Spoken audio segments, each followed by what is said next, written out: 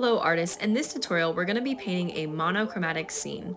You could use watercolor and pick one pigment color and finish the painting with just that color, or you could use India ink and work with the grayscale from black to white to give yourself the look of atmospheric perspective and depth.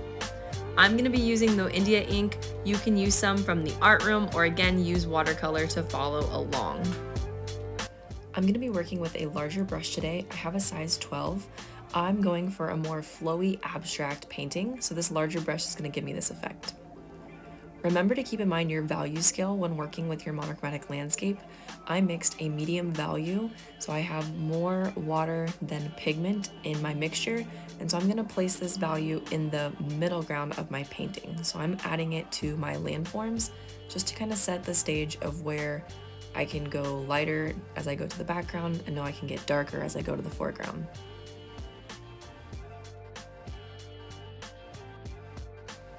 Okay, now I'm applying water to the mountain range and I'm going to dilute my mixture even more to make a lighter value.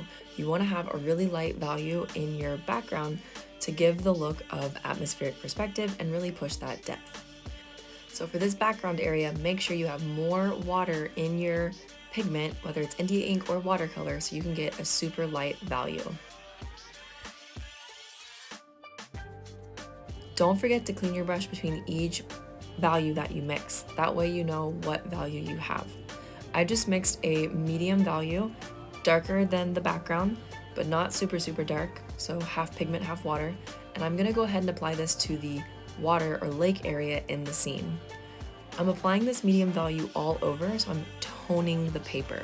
I want to set this value up so that way later on we can build up into the foreground to make it darker. Remember, when working with watercolor or India ink, you don't want to do everything all at once. The pigment is applied in layers, so you need to be patient and let things dry before you can really build up your areas to have full detail. It is a process. So remember to keep moving and work through different areas while things dry. Also, I forgot to tape my paper. Please don't wait to do this in the middle of your painting. I just didn't want my paper to buckle too much. I thought I could do without, but I went ahead and taped it anyways. Okay, I got some water in my brush, I got a little bit of pigment, and I'm mixing a darker gray to start painting the dock. I don't want it to be too dark, not quite the full opaque color of the pigment, but a darker value than we've been using. And I'm gonna apply loose brush strokes to just start filling in the dock area. Remember, I'm going for a more looser abstract look, so I'm not worried about this being exact. I really like the texture that the brush gives the dock, so I'm going to use that to enhance the texture throughout the painting. And I'm going to go back in with a little bit of a darker gray. Remember, it is a process. I'm not doing each section all at once. I'm building up the layers bit by bit and giving it time to dry. Now it's time to add some details in the planks on the side of the dock. So I did mix a pretty dark gray for this. Eventually it's going to be almost close to the black of the India ink that I'm using. Now since the dock I did just do, and it is very wet, you can see down below how the ink is kind of bleeding into the dock. That's okay. I'm going for more of a loose look anyways, but if you want, you can always tidy up your work with a little bit of your paper towel or the cloth that you have next to you. Next, I'm gonna lay some details in the mountains. Now remember, this is the background, and for this, I'm going for an even more loose and abstract look, so I don't want it to be too detailed. I'm gonna use the tip of my brush to kind of spread the pigment around on the top to create kind of a rocky texture effect. I'm using a very light gray, and I'm trying to be loose with my movements so it's not super neat and exact, but it does have more of an organic feel. And this will also really help give the atmospheric perspective look. Remember, not a ton of details in the background.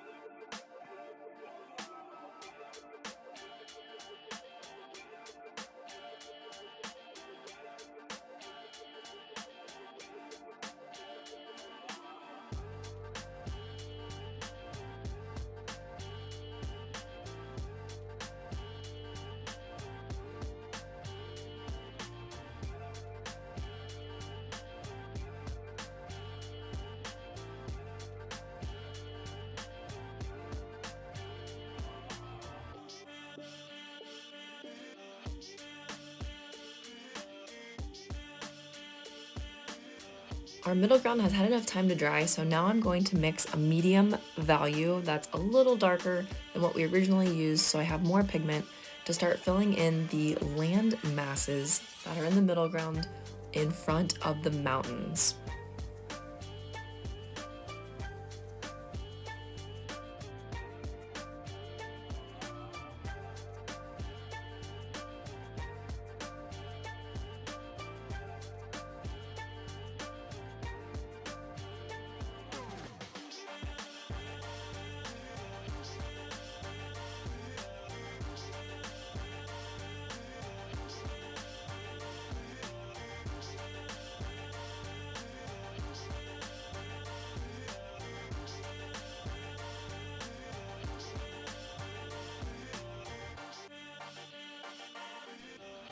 As I was painting the land masses, I noticed on the left-hand side, I really liked this water texture that happened with the wet on wet technique.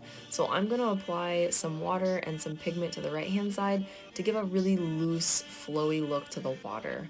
So feel free to experiment with your brush and add some movement to your water. But remember, don't get too wrapped up in details just yet. We want things to look really flowy and organic and just give the idea of the areas that we're looking at currently. Okay, so on that note, I'm actually gonna switch to a smaller brush. So I'm using a size 2, and I'm gonna start applying some mark making to make the middle ground look like there is a tree texture on these land masses. Again, not super wrapped up in the details, but we just want it to look like it's got a little bit of foliage or a tree texture so that it visually reads like there is something going on this landmass. So this can really enhance your work. So I'm just taking my brush and lightly dabbing with the pigment in this vertical motion to make it look like it has the appearance of trees. Now, this is not sped up. This is in real time. This does take patience and it does take time. So don't rush it.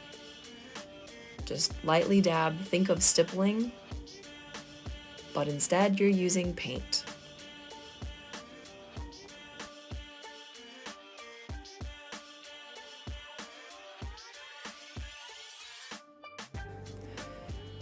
You're gonna keep doing this until your whole landmass is filled with this tree texture. Remember, this does take time, it does take patience. If you're using a lot of water, you'll notice mine even started bleeding out a little bit on the top. Make sure you use your paper towel, clean up those areas, and move around your landmass. Don't just stay in one spot with your paintbrush.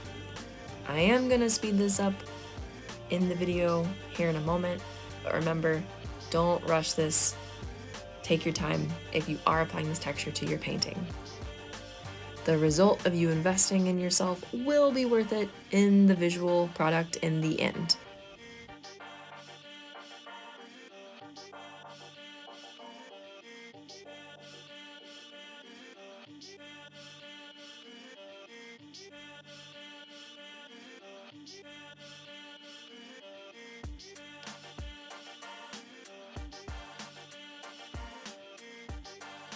While I have a darker value mixed, I'm gonna go ahead and darken where the shadowed area would be on the planks on the dock.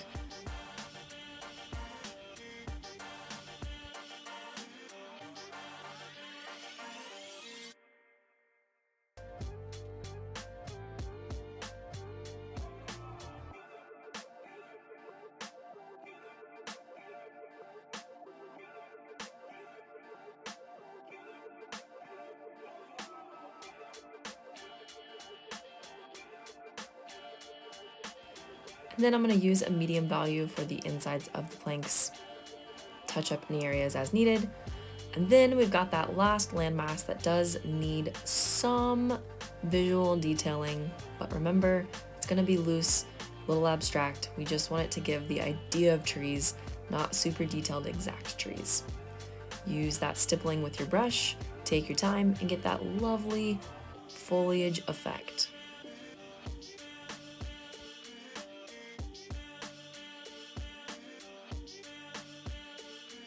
All right, now to add some detailing to the dock. We're gonna keep using this smaller brush. I have a dark gray, and I'm gonna start loosely outlining where the plank lines or where the shadow would be to differentiate where the planks are. I'm letting my brush kind of run out of ink as I go back towards the end of the dock, so that way it looks like it has a natural change in value. Then I'm going back to the front lines and I'm gonna darken them. We want it to be the darkest where it's in the foreground or closest to the viewer. I'm gonna take my larger brush and kind of use some water to loosely add a darker value to the dock and also kind of blend out those lines. Just trying to make it look more natural, a little more loose, not as like illustrated and outlined right now. And then I'll go back in with darker lines when this area dries. So while we're waiting for the dock to dry, we can tackle the sky. I'm gonna use a really light gray with lots of water to kind of tone the sky, and then use water to spread out that gray.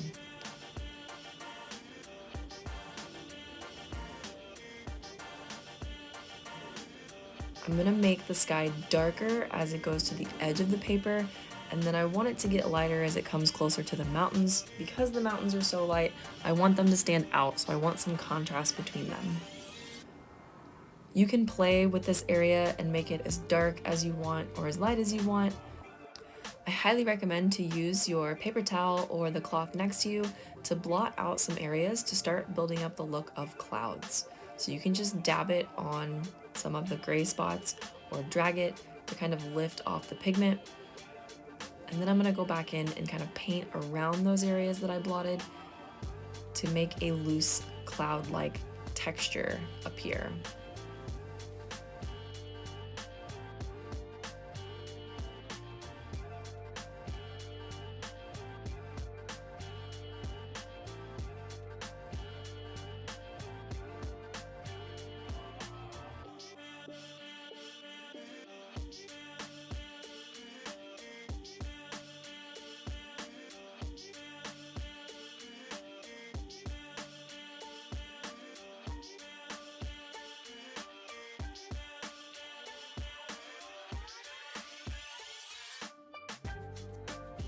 I'd like some more contrast, so I'm gonna add a darker gray to the top of the page to really contrast the white of the clouds that I added and the mountains that I have in the background.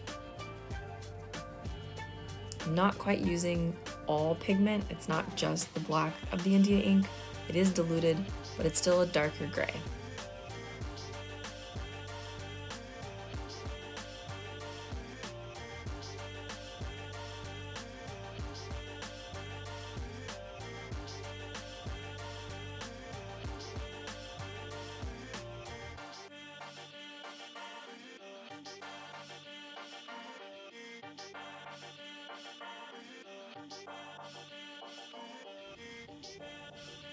All right, now that we've worked on the sky, our dock has had time to dry.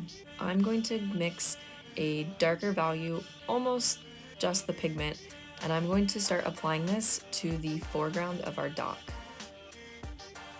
Still keeping my brush movements loose. I'm not outlining everything exactly, but just kind of filling in the areas where the planks show. And this kind of builds up a wooden texture with this pigment as well.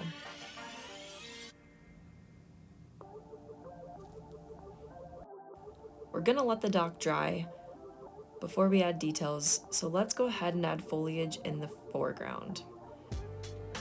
Whatever foliage you do add, you want it to be mostly whatever pigment you're working with. So for this India ink, I'm gonna eventually only use just the black ink. Whatever color you've chosen of watercolor, you just want it to have more pigment than water.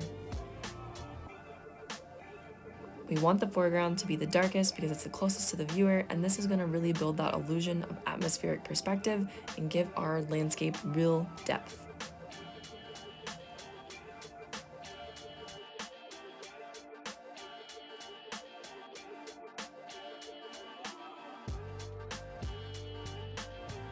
I want to make these as dark as possible, so I'm going to go back and outline with just the India ink so it's straight black to really darken this area.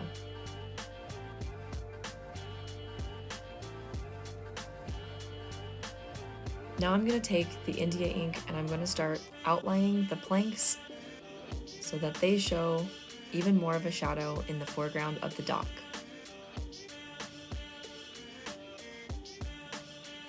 And this is where you need to check your landscape and look at all of your values. My dock looks okay, but I do want it to have some more contrast. Based on everything else, I'm gonna darken up the foreground a little bit more.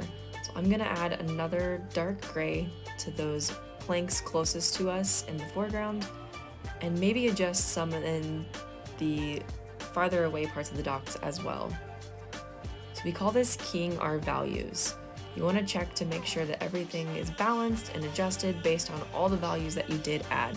This is something that happens in every artwork that you make.